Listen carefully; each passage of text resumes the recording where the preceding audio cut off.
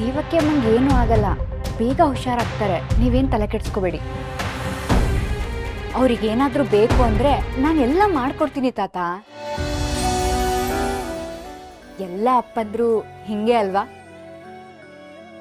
ನನ್ನಪ್ಪನೂ ಹೀಗೆ. ನನಗೇನಾದರೂ ಸಣ್ಣ ತೊಂದರೆ ಆದರೆ ಸಾಕು, ಫುಲ್ ಚಿಂತೆ ಮಾಡಿಕೊಂಡು ಡಲ್ಲಾಗಿ ಕೂತ್ಬಿಟ್ಟಿರ್ತಿದ್ರು. ನನಗೆ ಜ್ವರ ಬಂದಾಗ, ನಾನು ಪರೀಕ್ಷೆ ಬರೆಯೋಕ್ಕೆ ಹೋದಾಗ ವಾಪಸ್ ಬರೋವರೆಗೂ ಕಾಯ್ತಾ ಕೂತಿರ್ತಿದ್ರು. ಆಗೆಲ್ಲ ಅವ್ರ ಕಣ್ಣಲ್ಲಿ ಆತಂಕ, ಪ್ರೀತಿ, ಕಾಳಜಿ ತುಂಬಿರ್ತಿತ್ತು. ಈಗ ನೀವು ನನ್ನ ಅಪ್ಪನ ಥರನೇ ಕಾಣಿಸ್ತಿದ್ದೀರ ತಾತ. ದೇವಕ್ಕೆ ಅಮ್ಮನ ಮೇಲೆ ನಿಮಗೆ ಎಷ್ಟು ಕಾಳಜಿ ಇದೆ ಅಂತ ನೀವು ಹೇಳೋದೇ ಬೇಡ. ನಿಮ್ಮ ಈ ಮೌನನೇ ಹೇಳ್ತಾ ಇದೆ ತಾತ. ಈಗಲೂ ನೋಡಿ ಅದೇ ಮೌನದಲ್ಲೇ ಇದ್ದೀರ. ಆದರೂ ತಾತ, ನೀವು ಯಾಕೆ ಅವ್ರ ಜೊತೆ ಮಾತಾಡಲ್ಲ? ಈಗಾದರೂ ನೀವು ಅವ್ರ ಜೊತೆ ಮಾತಾಡಬೇಕಿತ್ತಪ್ಪ. ಅದೇನೇ ಮನಸ್ತಾಪ ಇದ್ದಿದ್ರು ಅವ್ರಿಗೆ ಹುಷಾರಿಲ್ಲದೆ ಇದ್ದಾಗ ಮಾತಾಡ್ಸಿದಿದ್ರೆ ಅವರಿಗೂ ಸಮಾಧಾನ ಆಗ್ತಿತ್ತಲ್ವ ತಾತ? ಲಕ್ಷ್ಮಿ, ಅಲ್ಲ ತಾತ, ನಿಮ್ಮಿಬ್ಬರ ಮಧ್ಯ ಅಂತ ಕೋಪ ಏನಿದೆ? ಆ ವಿಷಯ ಎಲ್ಲ ಈಗೇನು ಕೇಳಬೇಡ ನೀನು.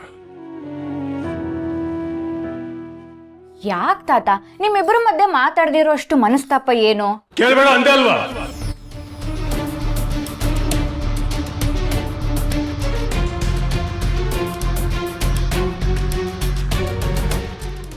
ಸಾರಿ ತಾತ, ನಾನು ಕೇಳಬಾರ್ದು.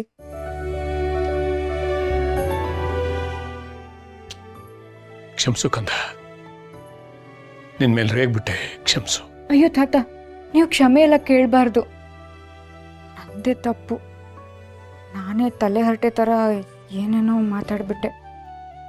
ಸಾರಿ ತಾತ.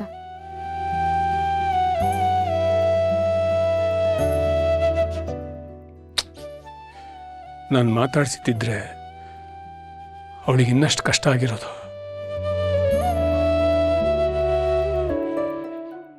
ಏನು ತಾತ ಮೊಮ್ಮಗಳು ಇಬ್ರು ತುಂಬಾ ಸೀರಿಯಸ್ ಆಗಿ ಮಾತಾಡ್ತಿದ್ದೀರಾ ರೀ? ನೀವಿನ್ನೂ ಅದೇ ಟೆನ್ಷನಲ್ಲಿ ಇದ್ದೀರಾ? ಏನಿಲ್ಲ, ಟೆನ್ಷನಲ್ಲಿದ್ದೆ. ನನ್ನ ಮೊಮ್ಮಗಳು ಬಂದು ಧೈರ್ಯ ಹೇಳಿ ಟೆನ್ಷನ್ ಮಾಡ್ಕೋಬೇಡಿ ತಾತ ಅಂತಂದ್ಲು. ಈಗ ನನಗೆ ಯಾವ ಟೆನ್ಷನ್ನು ಇಲ್ಲಪ್ಪ. ಓ ಹೌದಾ? ಹಾಗಾದ್ರೆ ನಾನು ಹೇಳಿದಾಗ ನಿಮ್ಗೆ ಏನು ಅನಿಸ್ಲಿಲ್ಲ ಅಲ್ವಾ? ಈಗ ಮೊಮ್ಮಗಳು ಹೇಳಿದ್ದಕ್ಕೆ ನೀವು ಸಮಾಧಾನವಾಗಿ ಸಾಹೇಬರು ಸುಧಾರಿಸ್ಕೋತಾ ಇದ್ದೀರಾ. ಈ ನನ್ನ ಮೊಮ್ಮಗಳು ನನಗೆ ಇನ್ನೊಬ್ಬಳು ಮಗಳಿದ್ದ ಹಾಗೆ.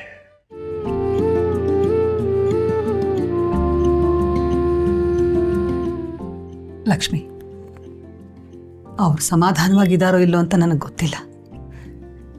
ಆದರೆ ನಿನ್ನ ಮಗಳು ಅಂತ ಕರೆದ್ರಲ್ಲ, ಅವರಿಗೆ ಮಗಳು ಅಂದರೆ ಪಂಚಪ್ರಾಣ.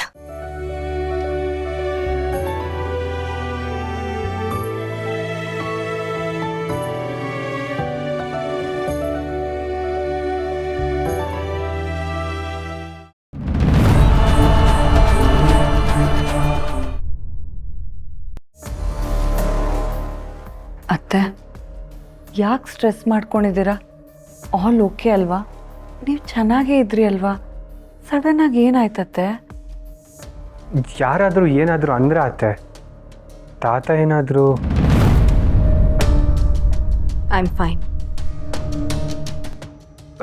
ರಿಸೆಪ್ಷನಲ್ಲಿ ನಾನು ಅಮ್ಮ ನಡ್ಕೊಂಡಿದ್ದು ನೋಡಿ ನಿಮ್ಗೇನಾದರೂ ಟೆನ್ಷನ್ ಆಯ್ತಾ ಅತ್ತೆ? ನಾನು ಲಕ್ಷ್ಮಿಗೆ ಪ್ರಪೋಸ್ ಮಾಡಿದೆ, ಅಮ್ಮು ಸಂಜೀವ್ ಪ್ರಪೋಸಲ್ನ ಒಪ್ಕೊಂಡ್ಲು. ಅದನ್ನ ನೋಡಿ ನಿಮ್ಗೇನಾದರೂ ಶಾಕ್ ಆಯ್ತಾ ಅತ್ತೆ? ನಾವು ಆ ಥರ ಯಾಕೆ ಮಾಡಿದ್ವಿ ಅಂತ ನಿಮಗೆ ಗೊತ್ತಲ್ವಾ ಅಮ್ಮು? ಅತ್ತೆಗೆ ಗೊತ್ತಿಲ್ವಾ? ಅತ್ತೆ, ಅಮ್ಮು ಇನ್ನು 6 ತಿಂಗಳಲ್ಲಿ ಆ ಹಳ್ಳಿಯಿಂದ ವಾಪಸ್ ಬರ್ತಿದ್ದಾಳೆ. ಹ್ಞೂ ಅತ್ತೆ, ನಾನು ಸಂಜೀವ್ ಅವ್ರ ಹತ್ರ ಡಿವೋರ್ಸ್ ಕೇಳಿದ್ದೀನಿ. ಅವ್ರು 6 ತಿಂಗಳಲ್ಲಿ ನಂಗೆ ಡಿವೋರ್ಸ್ ಕೊಡ್ತಾರಂತೆ.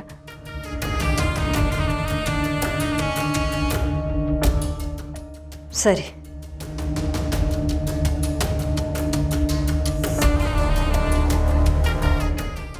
ಇದೇನಮ್ಮು, ವಿಷಯ ಹೇಳಿದ ಮೇಲೂ ಅತ್ತೆ ಶಾಕಲ್ಲಿದ್ದು ಹೋದ್ರ? ಅತ್ತೆ ಯಾವತ್ತೂ ಹಾಗೆ ಬಿಹೇವ್ ಮಾಡಿದವ್ರಲ್ಲ ಆದಿ. Something is wrong.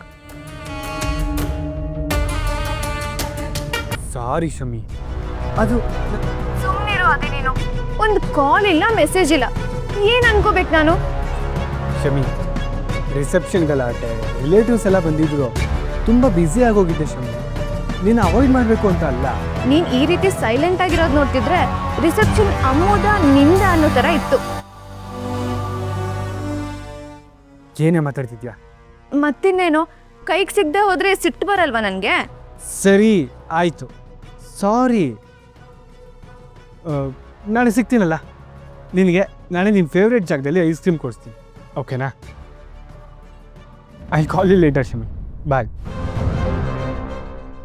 ಅದೇ ಯಾವಾಗಲೂ ಹಿಂಗೆ.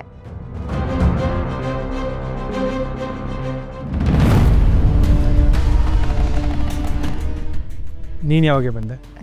ಶಮಿತನ್ ಜೊತೆ ಮಾತಾಡ್ತಿದ್ಯಾ?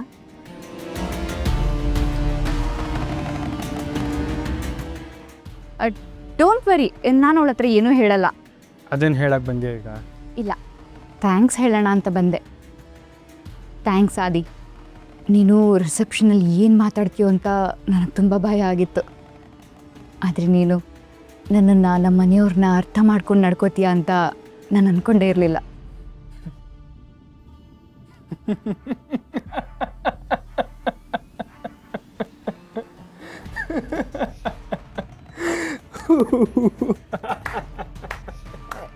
ಯಾಕೆ ನಗ್ತಿದ್ಯಾ ಆದಿ? ನೀನು ಎಕ್ಸ್ಪೆಕ್ಟೇಷನ್ಸ್ನ ಮೆಚ್ಕೋಬೇಕು ಕಣೆ.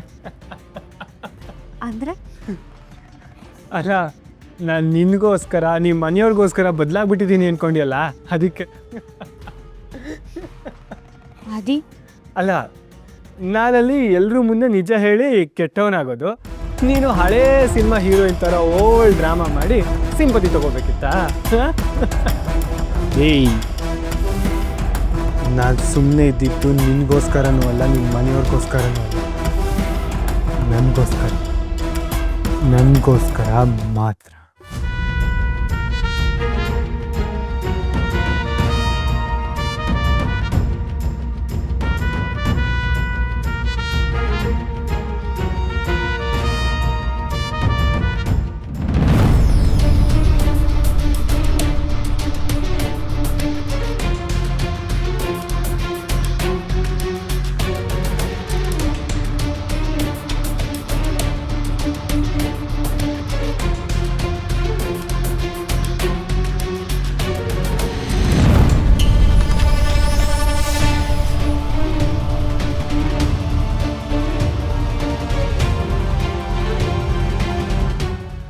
ಮೊದಲೇ ಗೊತ್ತಿತ್ತಲ್ವಾ ನಿಮಗೆ?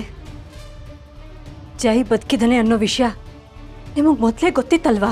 ದೇವಕಿ, ನನ್ನ ಮಾತು ಕೇಳಿ. ನನ್ನ ಜೀವನ ಹಾಳು ಮಾಡೋದ್ರಲ್ಲಿ ಸಿಗೋ ಖುಷಿ ಇನ್ಯಾವುದಲ್ಲೂ ಸಿಗೋದಿಲ್ಲ ಅಲ್ವಾ ನಿಮಗೆ?